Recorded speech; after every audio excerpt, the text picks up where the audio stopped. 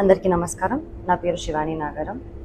యూట్యూబ్లో ఒక ప్రైవేట్ ఛానల్లో ఒక ఇంటర్వ్యూ జరగడం జరిగింది, ఒక పాడ్కాస్ట్లో. ఆ ఇంటర్వ్యూయర్ నన్ను కొన్ని క్వశ్చన్లు అడిగారు. నార్మల్గా మన సక్సెస్ కానివ్వండి, మన childhood journey or film success గురించి, డివోషనల్ జర్నీ, స్పిరిచువల్ ఎక్స్పీరియన్సెస్ గురించి అడగడం జరిగింది. దాంట్లో నేను నా స్పిరిచువల్ జర్నీ షేర్ చేసుకున్నాను. కేదార్నాథ్, నా రామ్కోటి రాయడము, తిరుపతి, షిరిడి ఇవన్నీ చెప్పడం జరిగింది. అందులో తిరుపతి గురించి నేను మాట్లాడడం జరిగింది. 15 minutes దర్శనం అది కొంచెం హైలైట్ అవుతుంది. దానికి నేను క్లారిటీ ఇవ్వడానికి వీడియో చేస్తున్నాను.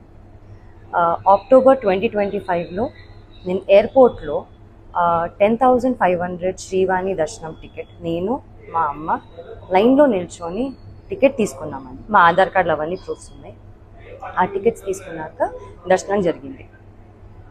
15 minutes అనేది నా మెయిన్ మోటివ్ చెప్పేది ఏంటంటే, లైన్లో బిగినింగ్ నుంచి స్వామివారి దగ్గరికి వెళ్ళినంత వరకు కొంచెం స్వామివారు కనిపిస్తూ ఉంటారు. సో అది 15 minutesగా నేను అందాజాగా ఫీల్ అయ్యి నేను 15 minutes అన్నాను తప్ప 15 minutes నన్ను ఎవరు టచ్ చేయలేదు అని కాదు. ఇంతకు ముందు కూడా నేను సినిమాలు చేసిన తర్వాత సర్వదర్శనం 300 రూపీస్ టికెట్ తీసుకొని మా ఫ్యామిలీతో వెళ్ళాను.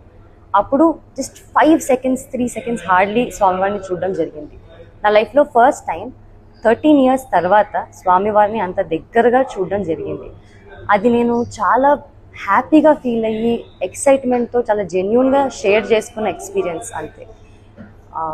అది కొంచెం మిస్లీడింగ్గా వెళ్తుందండి.